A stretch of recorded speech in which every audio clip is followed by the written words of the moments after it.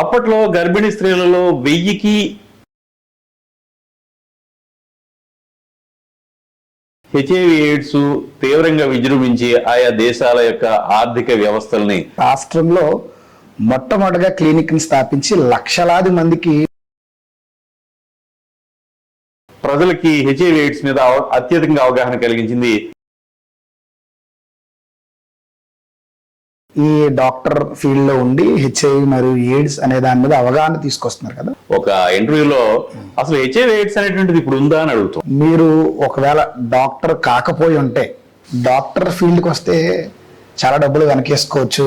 నాకున్నటువంటి విద్య ద్వారా వీలైనటువంటి తక్కువ పరీక్షలు చేస్తూ వీలైనంత ఎక్కువ కాలం పేషెంట్లను బతికించడం. అంటే మీకు పుస్తకాలు అంటే బాగా ఇష్టం సార్. మనిషిని ఎప్పుడు కూడా జ్ఞానమే అందరికంటే పై ఎత్తులో నిలబెడుతుంది. హెచ్ఐవి ఎయిడ్స్ ఒకటేనా? హెచ్ఐవి కూడా ఇది కాస్త ఎయిడ్స్ కి దారితీస్తుంది.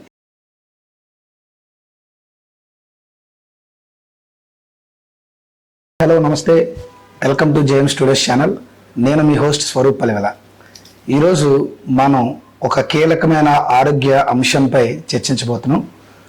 హెచ్ఐవి మరియు ఎయిడ్స్ గురించి మనం మాట్లాడుకోబోతున్నాం. ఈరోజు మనతో ప్రత్యేక అతిథిగా డాక్టర్ యనమడల మురళీకృష్ణ గారు మనతో పాటు ఉన్నారు.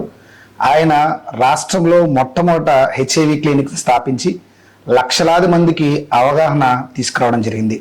వారితో మరిన్ని విషయాలు మనం మాట్లాడుకోవడానికి ప్రయత్నం చేద్దాం.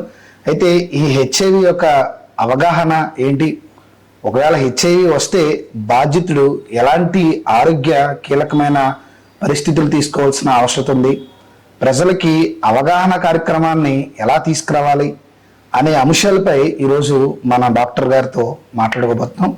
అయితే జేఎం స్టూడియోస్ ఛానల్లో జ్ఞానం పెంచడం మాత్రమే కాదు, ఇలాంటి కీలకమైన ఆరోగ్య అంశాలపై చర్చించి మీ ముందుకు తీసుకురావడానికి ప్రయత్నం చేస్తుంది. రైట్, ఆలస్యం చేయకుండా మనము డాక్టర్ మురళీకృష్ణ గారితో మాట్లాడుకోవడానికి ప్రయత్నం చేద్దాం. నమస్తే సార్. నమస్తే. Hello Swaroop. Thank you so much sir, మీ వాల్యుబుల్ టైంని మాతో పంచుకోవడానికి. నిజంగా మీ గురించి స్టార్టింగ్లో మేము తెలుసుకున్నప్పుడు చాలా విషయాలు మీ గురించి తెలుసుకోవాలి, ఇంకా ప్రజలకి ఒక అవగాహన తీసుకురావాలి ఆరోగ్య కీలకమైన అంశంపై అనే దాని గురించి మాట్లాడుకున్నప్పుడు నేను మా టీం అందరూ మాట్లాడుకుని మిమ్మల్ని సంప్రదించి మీ విలువైన సమయాన్ని మాతో పాటు మాట్లాడుకోవడానికి స్టూడియోలో ఉండి ఇచ్చినందుకు చాలా thank you so much sir. అయితే thanks for having me sir. చాలా విషయాలు మీతో మాట్లాడుకోవాలి సార్. ప్రస్తుతం ఉన్న సమాజంలో స్టడీస్ మీద ఎంత ఫోకస్ పెడుతున్నారు అనేది తెలియదు, కానీ సోషల్ మీడియా మీద మాత్రం చాలా మంది ఫోకస్ పెడుతున్నారనే విషయం అయితే మనకి బాగా తెలుసు సార్. అంటే ప్రస్తుతం పిల్లలు కానీ పెద్దవాళ్ళు కానీ ఏదైనా ఒక పుస్తకం చదవాలంటే ఇంట్రెస్ట్ చూపించట్లేదు సార్. మనకి బాగా అర్థమవుతుంది, ఇంట్రెస్ట్ చూపించట్లేదు. అదే ఒక అంశాన్ని సోషల్ మీడియాలో పోస్ట్ చేస్తే చాలా వివరంతో కూడిన సబ్జెక్ట్ని మనం ఇస్తే చాలా అద్భుతంగా దాన్ని తీసుకుని రిసీవ్ చేసుకోవడానికి ప్రయత్నం చేస్తున్నారు. అందుకనే మేము మీతో పాటు కూర్చొని హెచ్ఐవి మరియు ఎయిడ్స్ అనే అంశం మీద చర్చించడానికి మేము ముందుకు వచ్చాం sir. Thank you so much sir. మరొకసారి మీతో కూర్చొని మాట్లాడుకోవడానికి మాకు అవకాశం ఇచ్చినందుకు సార్, మీతో కొన్ని విషయాలు మాట్లాడడానికి ప్రయత్నం చేస్తాం. మొట్టమొదటిగా మీ ప్రయాణం అనగా మీరు ఈ రంగాన్ని ఎంచుకోవడానికి గల ముఖ్య ఉద్దేశం గురించి మొదలుపెట్టి అనేకమైన అంశాల గురించి మాట్లాడుకుని మనం ఈ ఎపిసోడ్ని ముగిద్దాం సార్. సార్, స్టార్ట్ చేద్దాం. మీ ప్రయాణాన్ని గురించి మాతో మా స్టూడియోలో పంచుకోవడానికి మీరు సిద్ధంగా ఉన్నారు అనుకుంటున్నాను. ఈ రంగంలోనికి రావడానికి గల ముఖ్య ఉద్దేశం ఏంటో మనం తెలుసుకున్నాం సార్. 1994లో నేను ఎంబీబీఎస్ పూర్తి చేశాను. తర్వాత 97లో నేను MD microbiology Kakinada Rangaraya medical కాలేజ్లో జాయిన్ అయ్యాను. Okay sir. ఎండి చేసేటప్పుడు మా డిపార్ట్మెంట్లో గర్భిణీ స్త్రీలలో హెచ్ఐవి ఏ మేరకు ఉంది అనేటువంటి సర్వేలెన్స్ ప్రోగ్రాము నిర్వహించారు. ఇది కేంద్ర ప్రభుత్వం నిర్వహించినటువంటి సర్వేలెన్స్ ప్రోగ్రామ్. దీంట్లో కీలకమైనటువంటి పాత్ర పోషించాను. సో అప్పుడు నాకు అర్థమైంది ఏంటంటే, నేను చెప్పేది 1997-2000 మధ్య సమయంలో, అప్పట్లో గర్భిణీ స్త్రీలలో 1000కి 16 మందిలో 1.6% హెచ్ఐవి పాజిటివ్ గా తేలింది. అప్పటికి హెచ్ఐవి గురించి ఇప్పుడున్నంతటి ఆలోచన గాని విషయాలు పరిజ్ఞానం గాని ఎవరికి తెలియదు. సో అప్పుడు అర్థమైంది నాకు, ఏదైతే దక్షిణాది ఆఫ్రికా దేశాల్లో సహారా ఎడారికి దిగువన ఉన్నటువంటి కొన్ని ఆఫ్రికా దేశాల్లో హెచ్ఐవి ఎయిడ్స్ తీవ్రంగా విజృంభించి ఆయా దేశాల యొక్క ఆర్థిక వ్యవస్థల్ని చిన్నాభిన్నం చేశాయి. ఆయా దేశాల ప్రజలు అనేక కడగండ్లు పాలయ్యారు. సో మన దేశంలో కూడా అక్కడ ఉన్నటువంటి కొన్ని పరిస్థితులు ఉన్నాయి. ఏదైతే చదువు తక్కువగా ఉండటం, అలాగే స్త్రీల పట్ల చిన్న చూపు, ఇంకా పేదరికం, అలాగే వైద్య సౌకర్యాలు సర్వత్రా అందుబాటులో లేకపోవడం, ఇలాంటి పరిస్థితుల్లో హెచ్ఐవి అనేటువంటిది విపరీతంగా వ్యాప్తి చెందేటువంటి అవకాశం ఉంది. కాబట్టి దీని మీద పనిచేయాలనే ఉద్దేశంతో 2000 సంవత్సరంలో ఎండి పూర్తి చేసిన తర్వాత కాకినాడలో మొట్టమొదటి ఎక్స్క్లూజివ్ హెచ్ఐవి ఎయిడ్స్ క్లినిక్ ని అప్పటి ఉమ్మడి ఆంధ్రప్రదేశ్ లో 2000 సంవత్సరంలో ప్రారంభించారు. రాష్ట్రంలో మొట్టమొదటిగా హెచ్ఐవి క్లినిక్ ని స్థాపించి, అంటే మా సర్వేలో తెలిసిన రీసెర్చ్ లో తెలిసిన విషయాలు ఏంటంటే, రాష్ట్రంలో మొట్టమొదటిగా క్లినిక్ ని స్థాపించి లక్షలాది మందికి ఒక అవగాహన కార్యక్రమాన్ని తీసుకొచ్చారు. నిజంగానే సార్? అంటే సాధారణంగా ఒకరిద్దరితో మాట్లాడడానికి కొంచెం ఇబ్బందిగా ఉంటుంది మనకి ఇప్పుడున్న పరిస్థితుల్లో. అలాంటిది ఇలా లక్షలాది మందికి ఒక అవగాహన తీసుకురావడం అనేది కొంచెం ఇబ్బందికరం. అలాంటిది ఏమన్నా మీరు మీ ప్రయాణాల్లో పడ్డారంటారా? నేను అందుబాటులో ఉన్నటువంటి అన్ని మీడియాలని వాడుకున్నాను. నేను టీవీ, అట్లానే పత్రికలు, అలాగే రేడియోలు, ఇంకా చెప్పాలంటే పుస్తక ప్రచురణ. 1998, 2000 మధ్య కాలంలో అప్పటి వార్తా దినపత్రిక ఉండేది. 4 మిలియన్లు అంటే 40 లక్షల రీడర్షిప్ ఉండేటువంటి పత్రికలో హెచ్ఐవి గురించి సమగ్రమైనటువంటి 360 డిగ్రీస్ అంటాం కదా, మొత్తం అన్ని విషయాలని తడుపుతూ దాదాపు 40 వ్యాసాలు రాశాను. సో ఆవేళ తెలుగు రాష్ట్రాల్లో ప్రభుత్వ వ్యవస్థల తర్వాత ప్రజలకి హెచ్ఐవి ఎయిడ్స్ మీద అత్యధికంగా అవగాహన కలిగించింది వ్యక్తిగతంగా నేను ఒక్కనే అని చెప్పుకోవడానికి నాకు చాలా సంతోషంగా ఉంటుంది. అదే సందర్భంలో 2000 సంవత్సరంలో నేను ఎయిడ్స్ అనేటువంటి పుస్తకాన్ని ప్రచురించాను. ఈ 10 ఏళ్లలో 8,000 కాపీలు ప్రచురితం అయ్యాయి. అప్పట్లో ఇది చాలా ఎక్కువ. ఇవాళ ఇంకా ప్రచురణ రంగం బాగుంది, ఇంకా ఎక్కువ మంది పుస్తకాలు చదువుతూ ఉన్నారు. ఈ రకంగా అన్ని అందుబాటులో ఉన్నటువంటి మీడియాలని, మాధ్యమాలని వాడుకుని ప్రజల్ని ఉత్తేజితులను చేశాను. ఈ సమస్య పట్ల వారిలో అవగాహన కల్పించాను. ఇంకా ఏదైతే వయోజన విద్య వారపత్రికలు ఉండేది అప్పట్లో, అక్షర గోదావరిని, ఇలాంటి వాటిలో కూడా నేను వ్యాసాలు రాయడం, చిన్న చిన్న బుక్లెట్లు ప్రచురించడం, అట్లాగే రకరకాలుగా ఎన్ని రకాలుగా ప్రజల్ని ఈ విషయం గురించి అప్రమత్తం చేయాలో అన్ని రకాలుగాను నా రిసోర్సెస్ అన్ని ఉపయోగించుకుని, నా శక్తియుక్తులను ఉపయోగించుకుని నేను వారికి చేర్చాను. సోషల్ మీడియాలో లేదా పుస్తకం రచయిత ఇలాంటివి ఉపయోగించుకొని లక్షలాది మందికి ఒక మంచి మెటీరియల్ని అందజేశారని మీరు చెప్తున్నారు. సార్, అయితే నాది ఒక చిన్న క్వశ్చన్ సార్. ఇన్ని సంవత్సరాలుగా మీరు ఈ డాక్టర్ ఫీల్డ్లో ఉండి హెచ్ఐవి మరియు ఎయిడ్స్ అనే దాని మీద అవగాహన తీసుకొస్తున్నారు కదా, ఇందులో మీకు ఏదన్నా గుర్తుండిపోయే ఒక్క సంగతిని ఏదన్నా ఉంటే మాతో పంచుకోగలరా? ఇప్పుడైతే హెచ్ఐవి ఎయిడ్స్ అనేటువంటిది చాలా మంది అనుకుంటూ ఉంటారు, ఎయిడ్స్ అనేటువంటి ఉందా అని అడుగుతారు. ప్రత్యేకించి ఎక్కడైనా ఇలాంటి ఒక మీటింగ్లోనో లేకపోతే ఎక్కడైనా ఒక ఇంటర్వ్యూలో అసలు హెచ్ఐవి ఎయిడ్స్ అనేటువంటిది ఇప్పుడు ఉందా అని అడుగుతూ ఉంటారు. అవును సార్, అవును. హెచ్ఐవి ఎయిడ్స్ అనేటువంటిది మనం గతంలో ఒక రకమైనటువంటి పిక్చర్ మనలో ఉండిపోయింది. బాగా బక్క చిక్కుపోయి కేవలం ఎముకల గూడు లాంటి మనిషి, కళ్ళు లోతుకుపోయి జుత్తు అది కూడా స్పేర్స్ గా అయిపోయి, అట్లనే నోటి నిండా వంటి నిండా రకరకాల పుళ్ళు, దగ్గు, విపరీతంగా చిక్కిపోయి ఒక 25-30 కిలోల బరువుతో ఉండేటువంటి దయనీయమైనటువంటి దీనమైనటువంటి ఒక పిక్చర్ అనేటువంటిది మన దృష్టిలో ఉండిపోయింది. అయితే 2005 నుంచి ప్రపంచవ్యాప్తంగా వివిధ అంతర్జాతీయ వితరణ సంస్థల సహకారంతో ఈ యాంటీ రెట్రోవైరల్ థెరపీ అనేటువంటిది గవర్నమెంట్ హాస్పిటల్స్ లోను చాలా దేశాల్లో అందుబాటులోకి వచ్చింది. మన దేశంలో కూడా అప్పుడే వచ్చింది. సో అప్పటి నుంచి హెచ్ఐవి ఎయిడ్స్ వ్యాధిగ్రస్తులు ఈ ఏఆర్టీ సెంటర్స్ కి వెళ్ళి ఈ హెచ్ఐవి మందులు వాడడం మూలంగా ముందే, నిజానికి గతంలో అయితే హెచ్ఐవి బయటపడడానికి చాలా సమయం పట్టేది. ఇవాళ ఉన్నటువంటి పరిస్థితుల్లో హెచ్ఐవిని చాలా ముందుగానే గుర్తిస్తున్నారు. ఉదాహరణకి తీవ్రంగా జ్వరం వచ్చింది, 10 రోజులు హాస్పిటల్లో జాయిన్ అయితే వాళ్ళు హెచ్ఐవి స్క్రీనింగ్ టెస్ట్ చేసేస్తున్నారు. అట్లనే గర్భిణులకి హెచ్ఐవి టెస్ట్ చేస్తారు. వివిధ రకాలైనటువంటి ఒక యాక్సిడెంట్ లో ఏదైనా చిన్న సర్జరీ కావాలంటే, అలాగే ఎలక్టివ్ సర్జరీ అయినప్పుడు కూడా ప్రతి దాంట్లో కూడా సర్జరీకి ముందు ప్రొఫైల్ అని చెప్పేసి సర్జికల్ ప్రొఫైల్లో హెచ్ఐవి, అలాగే హెచ్సివి, హెపటైటిస్ బి ఇట్లాంటి వైరస్లు అన్నింటినీ పరీక్ష చేస్తున్నారు.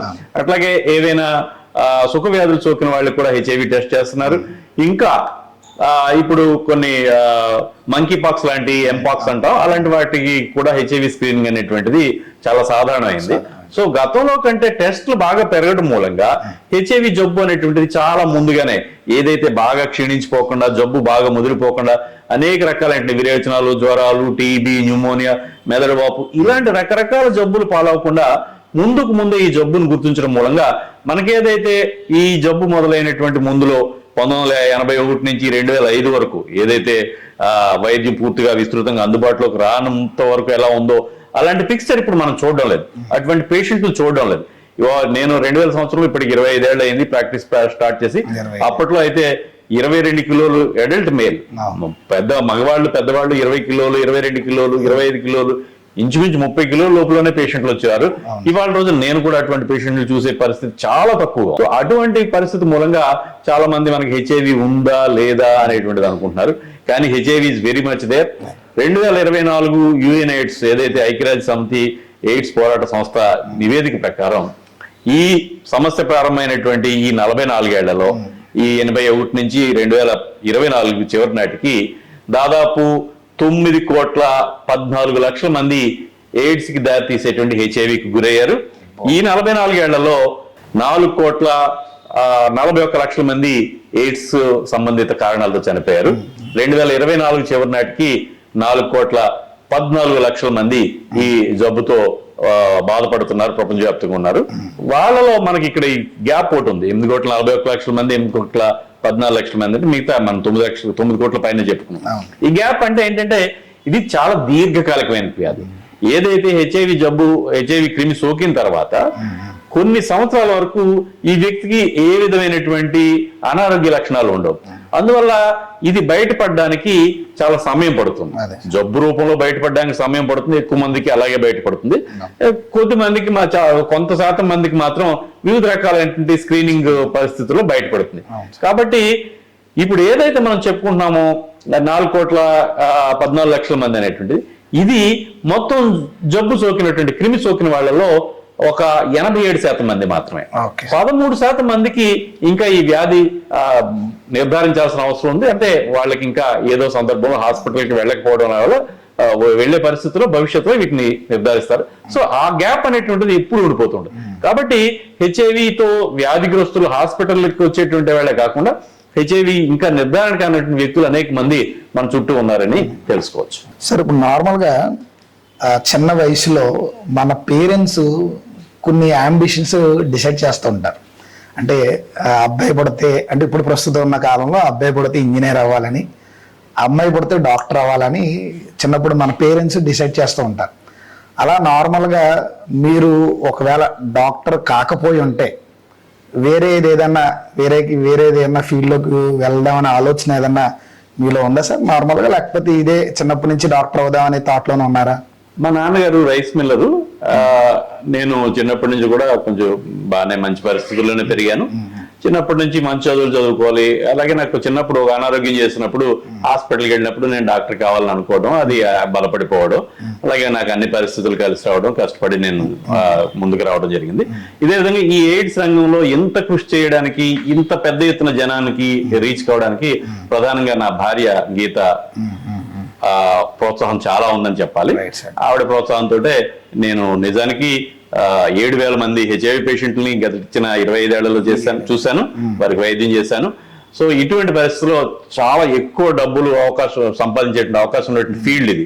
అయినప్పుడు కూడా నేను జస్ట్ కీప్ గోయింగ్ ఆన్. ఏదైతే నా పెద్దలు ఇచ్చారో అంతవరకు మాత్రమే ఉంది, కానీ అదనంగా నేను ఆస్తులు సమకూర్చింది లేదు. ఈ పేదల పట్ల ఈ అనురక్తి, వాళ్ళ యొక్క పట్ల సహానుభూతి, వాళ్ళ యొక్క కష్టం మనదిగా భావించి వాళ్ళ సేవ చేయడానికి కూడా నా భార్య గీత పూర్తి సహకారం ఉంది. అంటే సాధారణంగా డాక్టర్ ఫీల్డ్కి వస్తే చాలా డబ్బులు వెనకేసుకోవచ్చు అని చాలా మంది అంటూ ఉంటారు కదా సార్. అంటే అలాగా మీరు ఎందుకు చేయలేదు? అంటే సర్వీస్ చేద్దామని అనుకున్నారా సార్, లేకపోతే ఇది ఒక ఇష్టపూర్వకంగా జనాల్లో కొంచెం నేను గుర్తింపు పొందుకోవాలనే ఆలోచనతో ప్రారంభించారు సార్? మనం చిన్నప్పుడు ఒక రష్యన్ కథ చదువుతాం, ఎంత భూమి కావాలి అనేటువంటిది.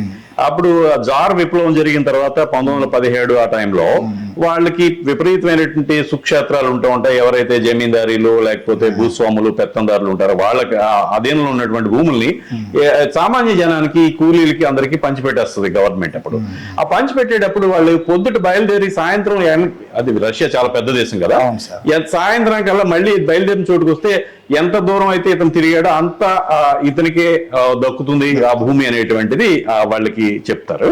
అప్పుడు ఏం చేస్తాడంటే ఒక అతను కొంచెం అత్యాస్తూ పోయి ఇంకా పరిగెడతాడు, ఇదంతా నాకే కావాలి, ఇదంతా నాకే, ఇంకా పరిగెడతాడు. సాయంత్రం వచ్చేటప్పటికి ఇంకా మధ్యాహ్నానికి అర్థమైపోతుంది వెనక్కి వెళ్ళగలనా అని. వెనక్కి తిరిగి వెళ్తా ఉంటాడు. ఇంకా కొద్ది దూరంలో ఉంది అలా ఆశ కొద్ది పరిగెడతాడు. ఎక్కడైతే తను ప్రారంభించాడో అక్కడికి వచ్చిన తర్వాత అతను పడిపోతాడు. గుండెలు అవిసిపోయి అతను అక్కడే చచ్చిపోతాడు. చివరికి ఎంతో ఆశించి ఆ 6 అడుగుల నేల మాత్రమే అతనికి మిగిలింది అనేటువంటిది మనం దాని నుంచి చాలా నేర్చుకోవాల్సిన అవసరం ఉంది. కాబట్టి ఎంత సంపాదించేసాం, ఏం కార్లు తిరిగేసాం, ఏం బిల్డింగ్లు కట్టేసాం, ఎన్ని అపార్ట్మెంట్లో లేకపోతే ఎన్ని రియల్ ఎస్టేట్ లో మనకి ఉన్నాయి, ఇవన్నీ తర్వాత విషయాలు. మనం ఎంత గౌరవం సంపాదిస్తున్నాం, ప్రజలకు ఎంత సహకరిస్తున్నాం, మనల్ని చూస్తే ఒక ఆత్మీయుల్ని, ఒక మన మనిషిని చూస్తున్న భావన ఎంతమంది వేల మందిలో మనం కలెక్ట్ చేస్తున్నాం అనేటువంటిది నా భావన. అందుకనే నేను చిన్నప్పటి నుంచి నాకు ఆర్థికపరమైన ఇబ్బందులు లేవు, నేను ప్రశాంతంగా పెరిగాను. అందుకే నాకేమి ఉన్న దాంట్లో ప్రశాంతంగా పోవడం తప్ప అదనంగా ఏదో సంపాదించేసుకోవడం కంటే కూడా నాకున్నటువంటి విద్య ద్వారా వీలైనటువంటి తక్కువ పరీక్షలు చేస్తూ వీలైనంత ఎక్కువ కాలం పేషెంట్లను బతికించడం. నా పేషెంట్లకి నా మోడస్ ఆపరెండి ఏ రకంగా పనిచేస్తానని చెప్పాలంటే మీకు, నా పేషెంట్లకి నేను వీలైనంత తక్కువ పరీక్షలు చేస్తాను. అట్లానే వీలైనంత తక్కువ రేట్లకి వాళ్ళకి మందులు అందజేసి ఈ మందులు దీర్ఘకాలం వాడుతూ వాళ్ళ కుటుంబాలకి ఆ మనిషిని మిగల్చడానికి గట్టి ప్రయత్నం చేస్తాను. ఇది నాకు ఎనలేని సంతృప్తినిస్తుంది. బహుశా ఈ తరంలో 1000 డాక్టర్ కూడా నా లాంటి సంతృప్తికరమైన జీవితం జీవిస్తున్నారు నేనైతే అనుకోను. చాలా అరుదైనటువంటి పద్ధతిలో ఉన్నారు. ఇప్పుడు ఇవాళ కమర్షియల్ అయిపోయినటువంటి ప్రపంచంలో నాలాంటి వాళ్ళు ఇలాంటి ఆలోచనలు ఇంకా ఎక్కువ మంది చేరాలని మీ ద్వారా ఈ విషయాలు పంచుకుంటున్నాను. మీలాంటి వాళ్ళు చూసినప్పుడల్లా మాకు కొంచెం ఇన్స్పిరేషన్ అవుతుంది సార్. అంటే లాస్ట్ టైము మీ క్లినిక్ మేము విజిట్ చేసినప్పుడు చాలా చిన్నగా ఉంది. అంటే జస్ట్ ఒక టేబుల్ లాగా ఉండి మీరు కూర్చోవడానికి మాత్రం ఉండి ఒక 2, 3, 4 కూర్చొని మీతో మాట్లాడుకోవడం అంత ప్లేస్ మాత్రమే ఉంది. అప్పుడు మేము వచ్చి అబ్జర్వ్ చేసినప్పుడు మీ టేబుల్స్ చుట్టుపక్కల పుస్తకాలు ఉన్నాయి సార్. అంటే మీకు పుస్తకాలు అంటే బాగా ఇష్టం సార్? అంటే చదవడం, అలా రాయడం, దాని మీద ఏమన్నా? ఎప్పుడు మనిషిని ఎప్పుడు కూడా జ్ఞానమే అందరికంటే పై ఎత్తులో నిలబెడుతుంది. నేను మెడిసిన్ చదవడమే కాదు, మెడిసిన్ చదివేటప్పటి నుంచి కూడా పుస్తకాలు ఒక్కొక్క సబ్జెక్ట్ సంబంధించి కనీసం 2 లేదా 3 పుస్తకాలు. ఇప్పుడైతే నాకు హెచ్ఐవికి సంబంధించిన పుస్తకాలు అయితే కనీసం 10 టెక్స్ట్ బుక్లు, స్టాండర్డ్ టెక్స్ట్ బుక్స్ ఉంటాయి.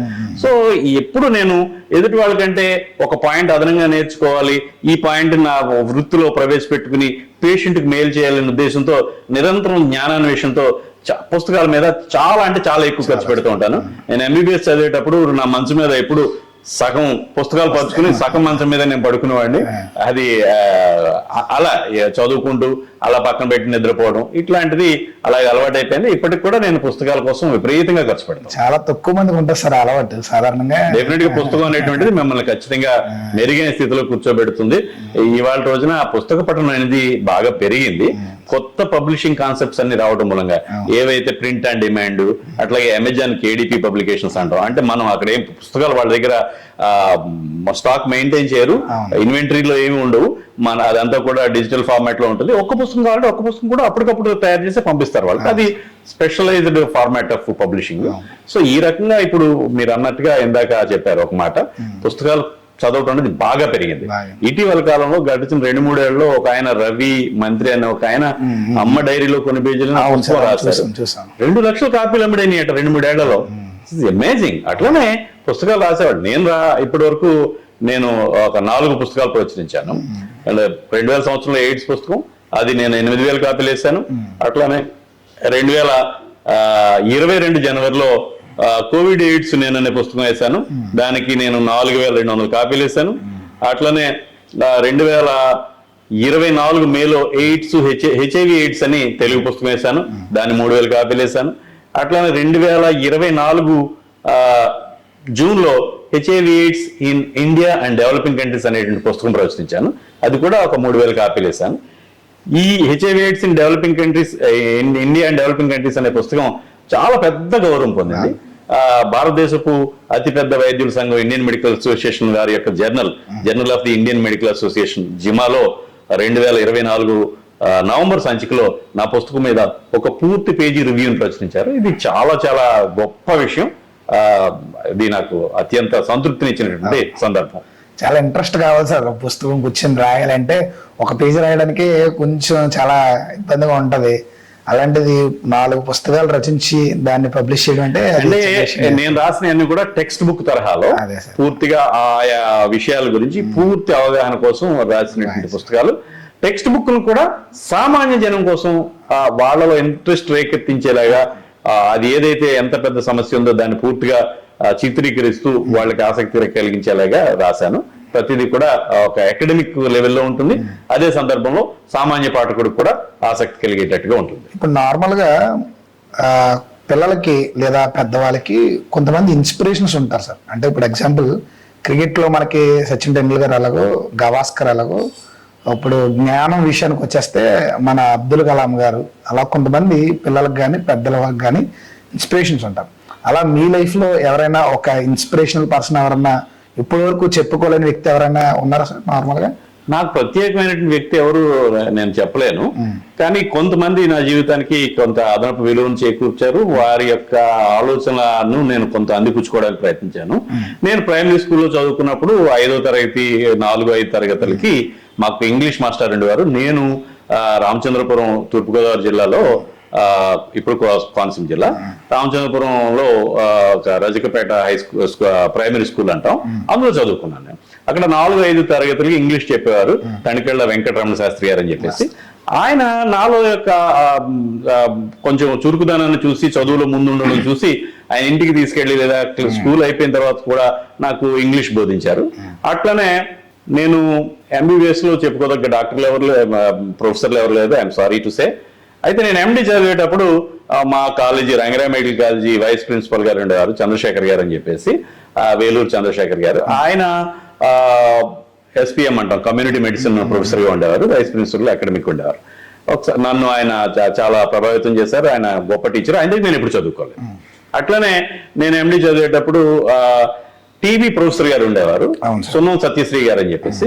ఆయన అప్పట్లో ఇండియాలోనే text book of pulmonary and extra pulmonary tuberculosis అని చెప్పేసి బుక్ రాశారు. అది లీడింగ్ టెక్స్ట్ బుక్. ఆయన నన్ను చాలా ప్రభావితం చేశారు. అనేక విషయాల్లో ఆయన నుంచి నేను చాలా నేర్చుకున్నాను. చాలా గొప్ప జ్ఞాని. ఆయనకి దక్కాల్సినంత గౌరవం దక్కలేదేమో నేను అనుకుంటూ ఉంటాను. నాలాంటి వాళ్ళు మేము పనిచేసిన బహుశా ఈ రకమైనటువంటి సోషల్ మీడియాలోనో ఈ రకమైన ఇంటర్వ్యూల ద్వారాలో మేము ఇలా చేస్తామని చెప్పుకుంటూ ఉంటాం. సో ఈ ముగ్గురు నన్ను, ఈ ఇద్దరు కూడా ఎవరైతే టీవీ ప్రొఫెసర్ గారు ఉన్నారో సున్నం సత్యశ్రీ గారు, అట్లానే కమ్యూనిటీ మెడిసిన్ ప్రొఫెసర్ చంద్రశేఖర్ గారు, వారి దగ్గర నేను నేరుగా స్టూడెంట్ని కాదు, కానీ వారితో నేను చాలా సందర్భాల్లో కూర్చుని అనేక విషయాలు నేర్చుకోవడం. అట్లా నేరుగా స్టూడెంట్ గా ఉన్నప్పుడు నాకు తరగతి గదిలో నాకు బోధించిన మాస్టర్ రమణ శాస్త్రి గారు 5వ తరగతి లోపల ఉండేవారు.